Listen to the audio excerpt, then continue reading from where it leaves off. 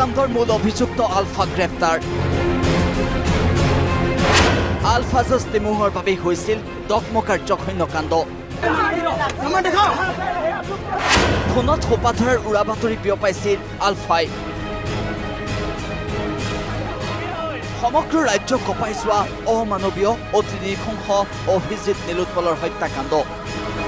এই পৈশাচিক হত্যাকাণ্ডৰ মূল অভিযুক্ত আলফা ওৰফে আলফা জজ তিমুহক গ্ৰেপ্তাৰ কৰিছে কাৰ্বি আংলং আৰক্ষীয়ে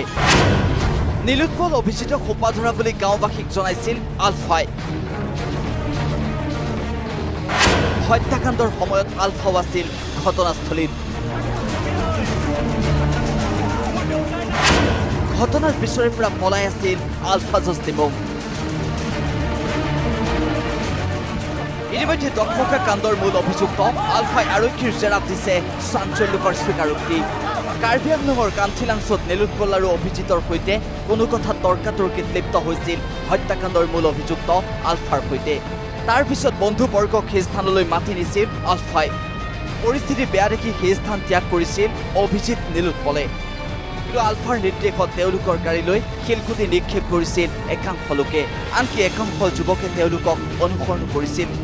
ইতিমধ্যে আলফাই শিশু অপহৰণ কৰি এখন গাড়ী পলায়ন কৰিছিল বুলি ফোন কৰি ওচৰৰ গাঁৱত খবৰ দিছিল আলফাৰ ফোন পাই একাংশ অন্ধবিশ্বাসী লোকে আগভেটি ধৰি নৃশংসভাৱে হত্যা কৰিছিল অভিজিত নীলোৎপলক ইয়াৰ পূৰ্বেও আলফাজে 2012 চনত UPDS সজাই দুজনক হত্যা